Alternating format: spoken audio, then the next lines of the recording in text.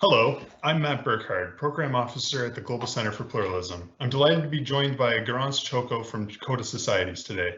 This interview is part of the Center's Pluralism and the Pandemic online portal, a curated collection of writing, interviews, and videos exploring responses to the pandemic around the world from many fields of practice.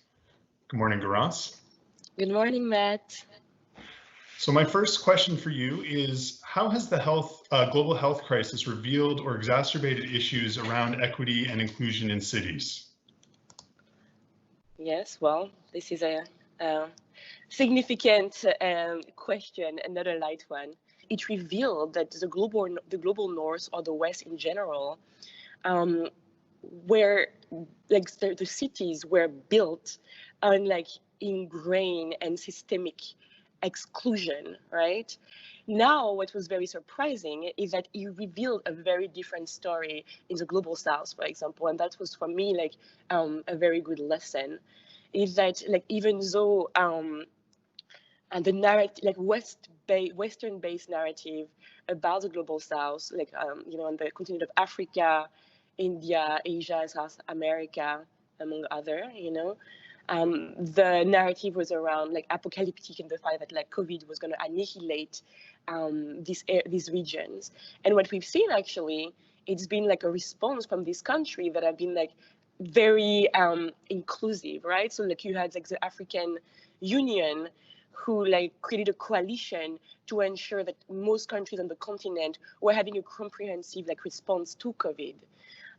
Then you had like different programs in Senegal, in Rwanda, that were really like geared toward ensuring that communities and residents were provided with the services that they needed, right? And that being like also like accounting for the most vulnerable.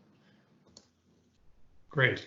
So moving forward then, what opportunities do cities have to be leaders in building inclusive societies beyond the global south? Well, that's a broad question as well. I think that it's also interesting that we are putting a big emphasis on cities, right? Mm-hmm. And so there is this paradigm that like urban places are the places to be, and that like urban places is where like a lot of innovation emerges. I will explain why that is true to some extent, but also let's think and let's honor then again like more rural area or more suburban areas, where like much innovation has been developed as well, and that city can learn from. I think that like the interest and the beauty of cities is the fact that many people from many different like socioeconomic strata have to interact with one another, right? And so like you have like this diversity of perspective, this diversity of need, this diversity of intention that are like having to like cohabit within one space.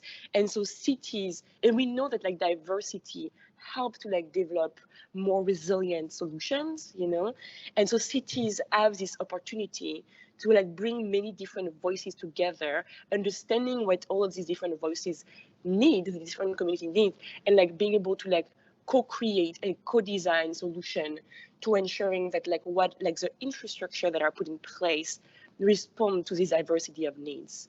So like the beauty of city, and there are many elements, and I'm not going to go into there right now. The reason why like cities can be like can emerge as leaders is because of this like heterogeneity of voices that leads to like very comprehensive solutions. I want to go back to something that you mentioned, and so in your own work, you've talked a lot about resilience. For you, like, what does resilience mean for you in general, and what are some examples of resilience during the pandemic from your own experience? Yeah. So I look at resilience in two different ways. There is like resilience of infrastructures, right? And in that case, is the ability of infrastructures to like provide and deliver the service needed by the population, like regardless of any type of like external crises or circumstance, right? So for me, like resilience, infrastructure resilience is around this ability to, yes, always deliver, right? According to the needs that are studied by citizens.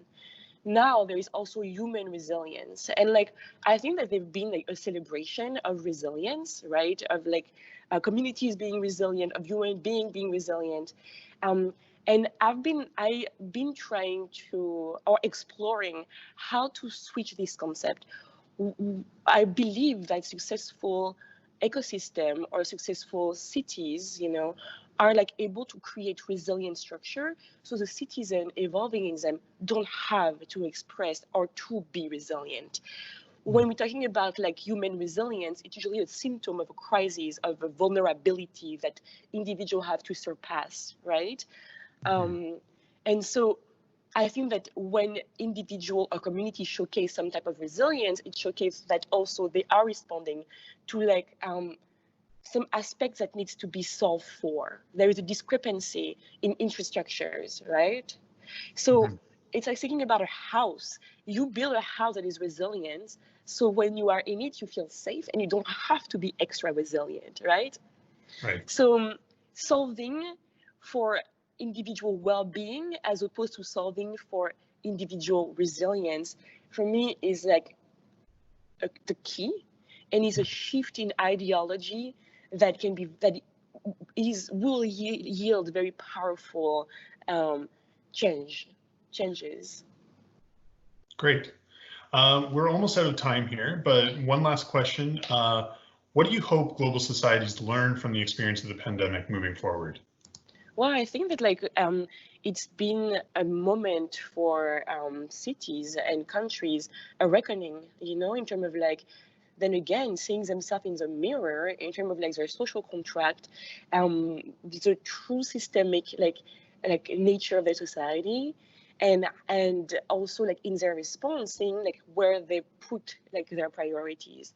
So I think it's a time for like for a nation to learn, to reflect on who they are, right?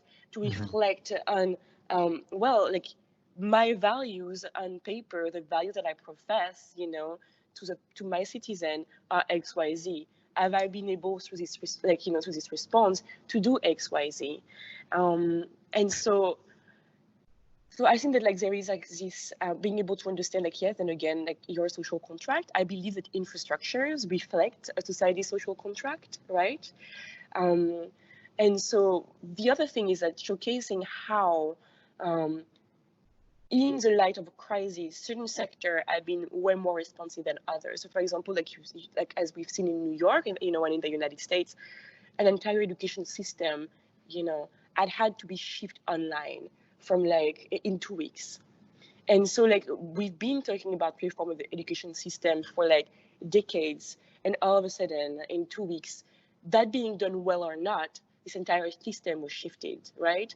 We've been talking about healthcare and infrastructure around healthcare.